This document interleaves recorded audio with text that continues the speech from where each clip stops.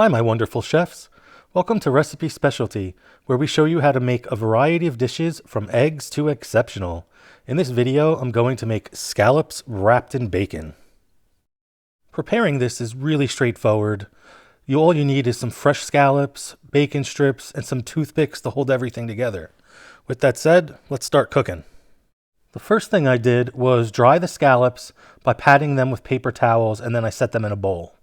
Then I laid out all the bacon strips. I like to cut them in half, otherwise they wrap around the scallops too far.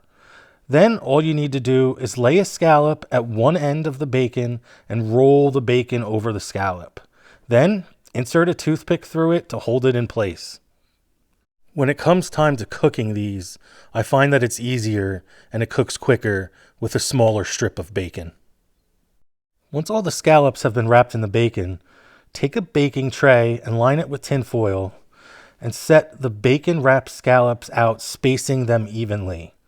Bake at 425 degrees Fahrenheit for 20 minutes. Thanks for taking the time to watch this video. I hope you enjoyed it. Have a great day. If you all liked this video, do me a huge favor, hit that like button, subscribe, check out the website. Ultimately, let's eat!